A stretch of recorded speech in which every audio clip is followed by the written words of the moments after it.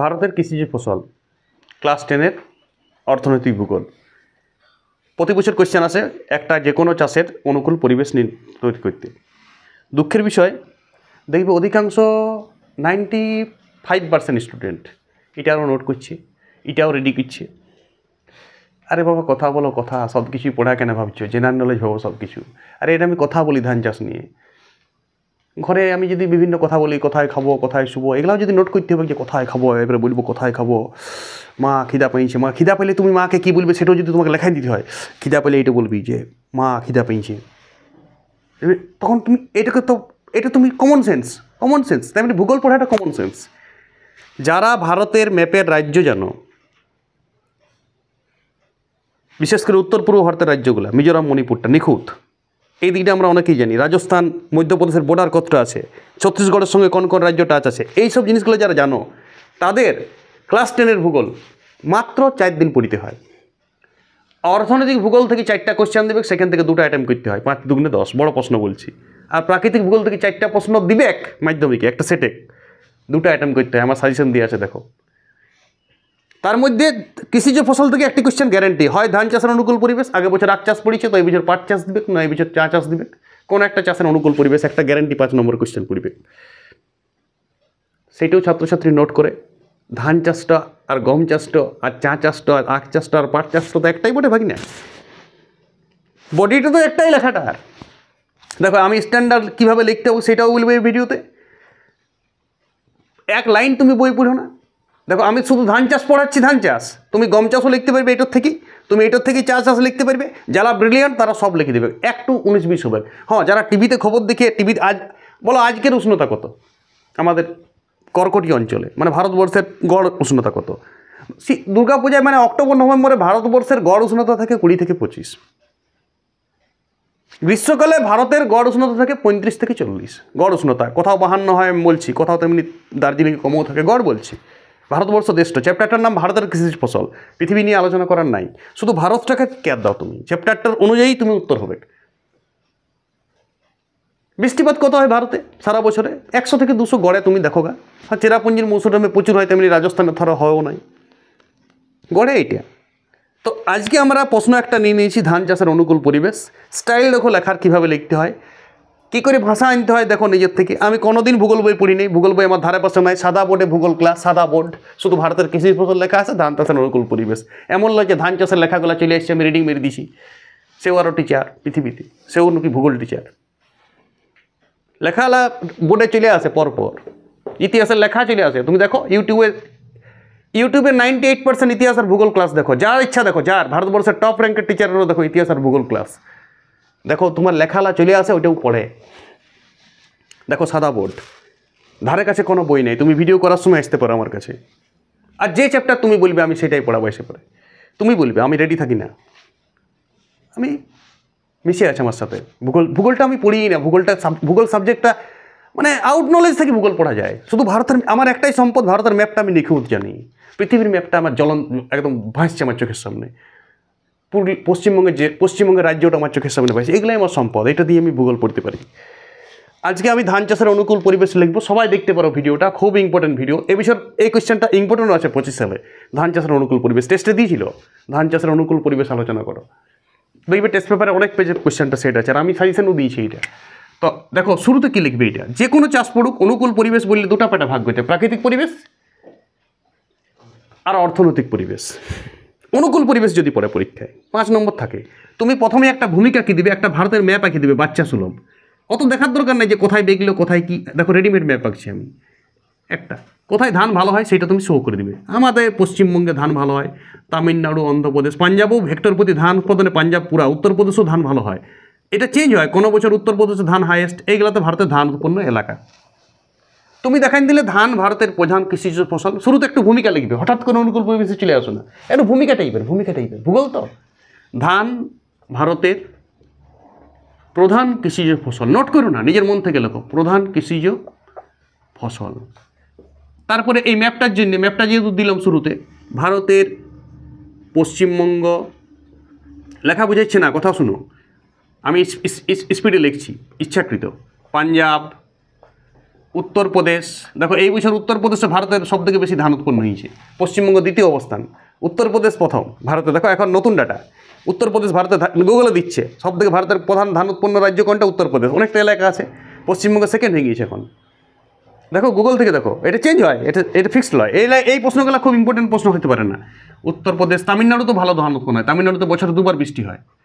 তামিলনাড়ু, প্রায় সব রাজ্যেই ভারতের ধান উৎপন্ন হয়, প্রায় সব রাজ্যে অল্প স্বল্প ধান উৎপন্ন হয়, ধান উৎপন্ন হয়। এইবারে লিখবে তুমি অনুকূল পরিবেশগুলি হলো, এইটা ভূমিকা লিখে ছাড়িয়ে দিবে। ধান ভারতের প্রধান কৃষি ফসল, ভারতের এই রাজ্যে ধান উৎপন্ন ব্যাপকভাবে দেখা যায়। আর ভারতের সমগ্র ভারতেই কিছু না কিছু ধান উৎপন্ন হয়। পৃথিবীতে ভারত ধান উৎপাদনে দ্বিতীয়, চীনের পর, চীন প্রথম। এটা লেখার দরকার নেই এখানে। এবারে প্রাকৃতিক পরিবেশ, অনুকূল পরিবেশের এ ভাগ লিখছি, অনুকূল পরিবেশের মধ্যে এ ভাগ, আরে পুরাটাই তো অনুকূল পরিবেশ লিখছি আমি, তার এ ভাগে লিখছি প্রাকৃতিক পরিবেশ। কি কি প্রাকৃতিক পরিবেশ দরকার দেখো, নিজের অক্কেল করবি তাইলেই পড়া হবে, ভূগোল পড়ার দরকার নাই। প্রাকৃতিক পরিবেশ, প্রাকৃতিক পরিবেশের মধ্যে প্রথম ভাগ লিখবে তুমি উষ্ণতা। উষ্ণতা আছে বলেই ধান চাষটা হচ্ছে। তো ভারতে ধান চাষের জন্য প্রায় 20 থেকে 25 ডিগ্রি উষ্ণতা বেটার। কিন্তু ধানের 3টা টাইপ আছে, আমন, আউশ, বোরো। মাঝে মাঝে তুমি রেঞ্জটাকে বড় করে দাও, 20 থেকে 25 কি জন্য রাখতে যাবে, 5 ডিগ্রির রেঞ্জে রাখো না। উত্তরটা তুমি করবো 20 থেকে 35 তক ধান চাষ হয়, কারণ বোরো ধানটা পাকে গ্রীষ্মকালে। আমি টার্গেট নিয়ে লিখছি আমন ধানটাকে টার্গেট করে লিখছি, উত্তরটা তো পড়ে না যে আমন ধানের অনুকূল পরিবেশ। তাহলে তুমি 3 প্রকার ধান আছে, আউশ, আমন, বোরো। বইগুলো এটা ভুল করেছে, বইয়ে 20 থেকে 25 লিখে ছেড়ে দেয়। কিন্তু ভালো স্টুডেন্টরা তোমরা সবসময় ধান চাষের অনুকূল উষ্ণতা লিখবে 20 থেকে 35 ডিগ্রি সেন্টিগ্রেড। রেঞ্জটাকে বাড়াও না, ক্ষতি কি? -5 ঢোকাই দিও না, বরফ পড়বে, ওখানে ধান হবে না। আর 50 ঢোকাই দিও না, খড়ি যাবে ধান আগুনে। বাদ বাকি তুমি যে কোনো উষ্ণতা ফিটিং করো, এখানে সেন্টিগ্রেডে রাখবে। আর বল দিচ্ছি ফারেনহাইটে করে দিও না, জ্বর চলে আসুক তখন। হ্যাঁ, ডিগ্রি সেন্টিগ্রেড রাখবে, এত ডিগ্রি উষ্ণতা ধান চাষের জন্য ভালো হয়। বাস প্রথম পয়েন্ট। তারপরে বৃষ্টিপাত। দেখো এইটা আবার নোট করো না, নিজের থেকে লিখবে তুমি জিনিসটা। কত বৃষ্টিপাত দরকার, ভাষাটা কি দরকার, বৃষ্টিপাতের রেঞ্জটা শুনো। বইয়ে দিয়েছে 150 থেকে 200, কোনো বইয়ে দিয়েছে 120 থেকে 220। তুমি একটু রেঞ্জটা বাড়াই বা কমান দাও, 100 সেন্টিমিটার থেকে 250 সেন্টিমিটার তক ধান চাষ ভালো হয়। মেঘালয় ভারতের ধান চাষ হয়, দেখো রাজস্থানের কিছু কিছু জায়গাও ধান চাষ হয়। থর মরুভূমিতে হয় না, কিন্তু কিছু কিছু জায়গায় হয়। মহারাষ্ট্র কিছু জায়গায় ধান চাষ হয়। উত্তরপ্রদেশ, বিহার, পশ্চিমবঙ্গ, ঝাড়খণ্ডের অধিকাংশ এলাকায় ধান চাষ হয়। উড়িষ্যাতে ধান চাষ হয়। ভারতের প্রায় সর্বত্র ধান চাষ হয়। অন্ধ্রপ্রদেশেও প্রচুর ধান হয়। বলতে লাগবে যে ভারতের কোনো রাজ্যে ধান উৎপন্ন হয় না, প্রচুর ধান উৎপন্ন হয়। তাহলে তুমি রেঞ্জটাকে উষ্ণতা বৃষ্টিপাতের বানায় রাখো, কোথাও বৃষ্টিপাত বেশি হয়, কোথাও কম হয়, হয়তো সব জায়গায় ধান চাষ। তাহলে 100 থেকে 250 সেন্টিমিটার বৃষ্টিপাত দরকার। এইবারে লেখো ভূপ্রকৃতি, মানে মাটিটা কেমন দরকার। শুনো, ঢালু জমি ধান চাষে হবে না, জল দাঁড়াইতে হবে পুরো এক বিত্তা জল যেমন থাকে। ধান চাষে দেখিছো সবসময় ধানের সাথে মাছ চাষ করা হয়, মিশ্র পদ্ধতিতে নিবিড় মৎস্য চাষ করা হয়, দেখবে পিসিকালচারে আছে। তাহলে যে জমিতে নিচু পলিযুক্ত কাদামাটি, যেখানে জল দাঁড়ায়, সেইখানে ধান চাষ ভালো হয়। এইখানে অন্য উষ্ণতার থেকে অল্প তো ধান জমি দেখিছো সবাই ঘুরি বুলিছে আকাশে বাতাসে, বাজারে আর খেতে বাইতে ঘুরি বুলিবে মাঝে মাঝে। সবসময় এসি রুমটা তো ঢুকে দেখো না, তাহলে তুমি কিছুই বুঝতে পারবে, সব বইয়ের পাতার থেকো না। ন্যাচারাল পরিবেশে একবার ধান চাষটা দেখে আসবে, তাহলে তোমার অক্কেল হয়ে যাবে, কারণ এটাকে পড়া মনে হবে না, এটাকে তোমার জেনারেল ঘটনা মনে হবে। তাহলে নিজের থেকে লিখতে পারবে সব কিছু, বই লাগে না। তাহলে নিচু কর্দমাক্ত জমি যেখানে জল দাঁড়ায়, এই কথাটা উল্লেখ করবে, যেখানে জল দাঁড়ায়।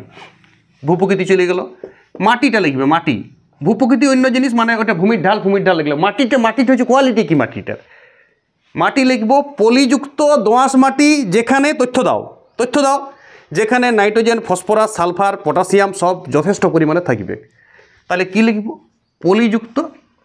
দেখো আমাদের গঙ্গার বদ্বীপ অঞ্চলে প্রচুর ধান চাষ হয়। বর্ধমানকে পশ্চিমবঙ্গে ধানের গোলা বলে, যদিও চ্যাপ্টারটার নাম ভারত, বর্ধমান উল্লেখ করবে না, তাহলে পশ্চিমবঙ্গ হয়ে গেল, জেলা হয়ে গেল। পশ্চিমবঙ্গে বলবে, এখানে পশ্চিমবঙ্গে ছাড়া কোনো কথা হবে না। পশ্চিমবঙ্গে প্রচুর ধান চাষ হয়, তাতে দার্জিলিংয়ে না হোক গা।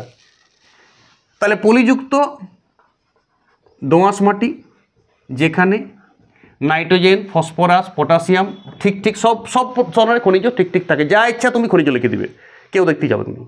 তাহলে 4টা পয়েন্ট হয়ে গেল প্রাকৃতিক পরিবেশের। 1 নম্বর উষ্ণতা, 2 নম্বর বৃষ্টিপাত, 3 নম্বর ভূপ্রকৃতি, 4 নম্বর মাটি, 5 নম্বর তুমি যা ইচ্ছা লেখো এবারে।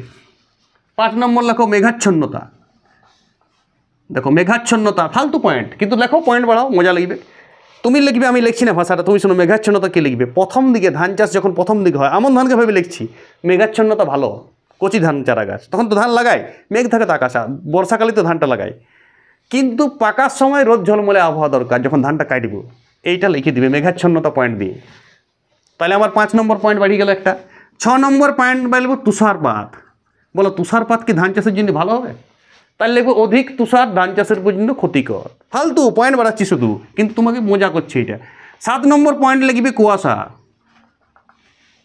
কুয়াশা কি লিখবে?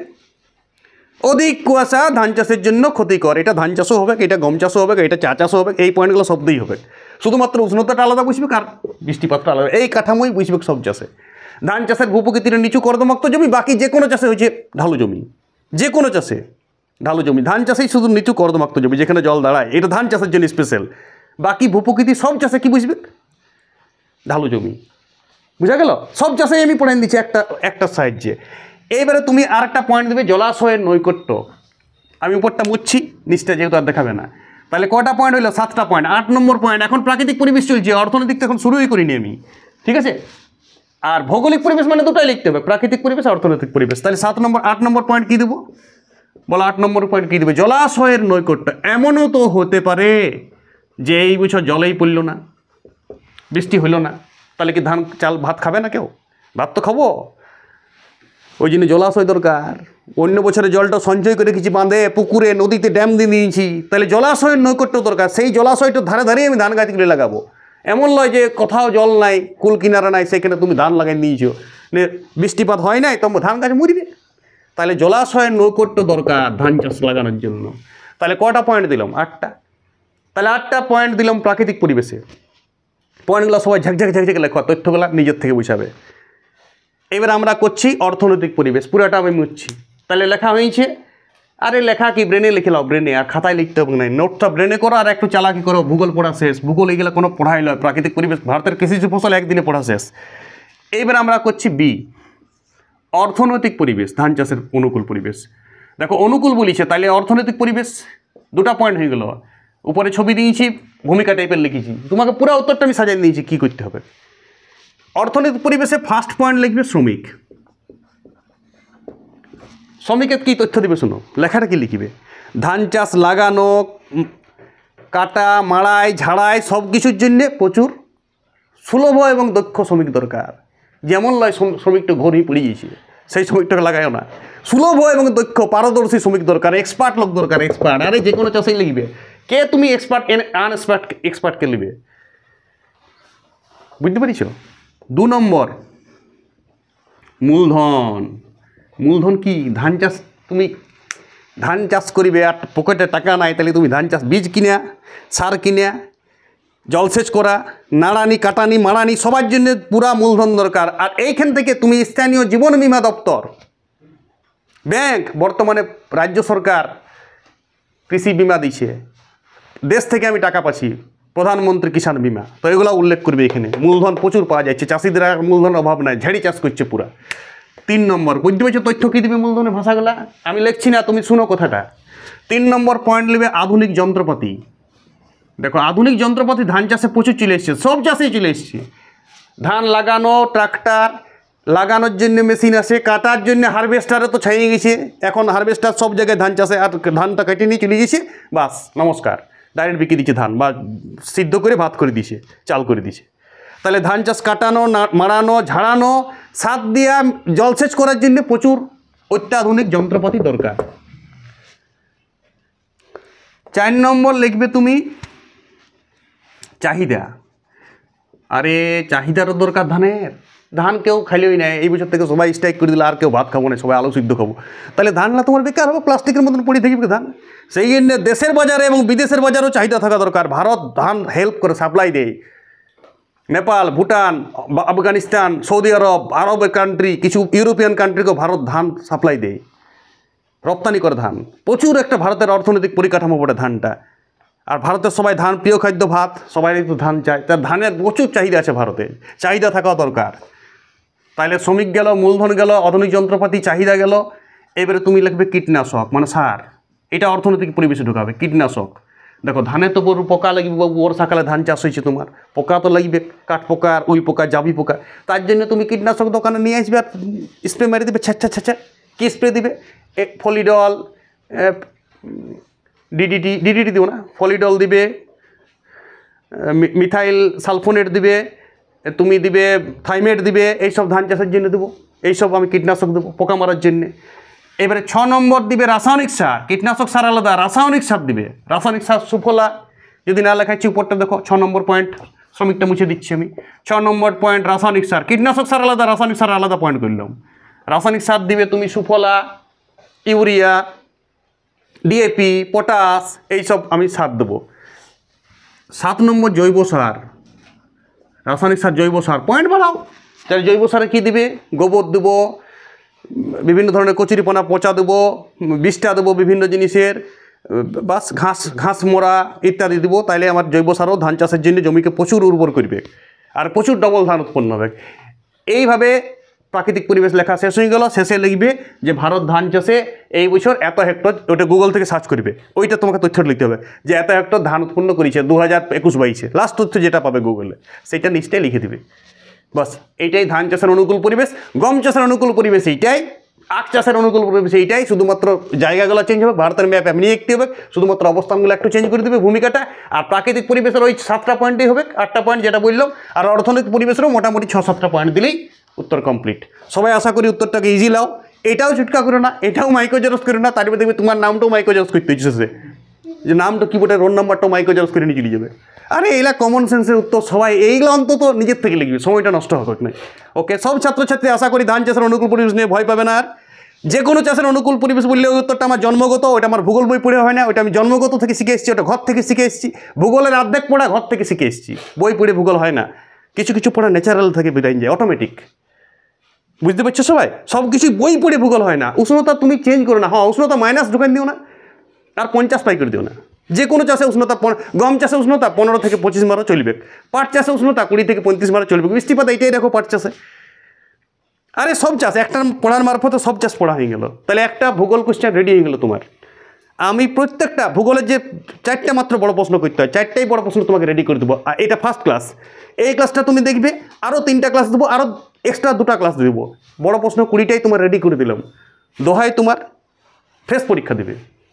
মাইক্রো জেরক্স পার্টি এইটা অন্তত করো না, হ্যাঁ। দেখবে শেষে তোমার বললাম হয়তো নিজের নাম রোল নাম্বারটা দেখবে মাইক্রো জেরক্স করতে হয়েছে, ওইটাও দেখবে তুমি ভুলে যাবে। এত মানে নিজের উপর আত্মবিশ্বাসী জায়গা, অনেক কিছু তুমি পারো, শুধুই চিটকা করো। ভূগোলটা সবাই স্মার্ট প্রসেসে ভূগোল পড়ো। যে ভালো ছেলেদের জন্য বলেছি, লেখাটা স্ট্যান্ডার্ডও করেছি আমি। আবার এটা যে কোনো স্টুডেন্টরা লিখতে পারবে, যে কোনো 100% উত্তর লিখতে পারবে, যারা ওয়ার্ড স্টক আছে, যারা বাংলা লিখতে পারো। এবার এমন আছে বাংলা লিখতে বানানটাও ভুল করো, তার জন্য লয়, তার জন্য ঠিক আছে, যে ব্যবস্থা নেবে। ওকে।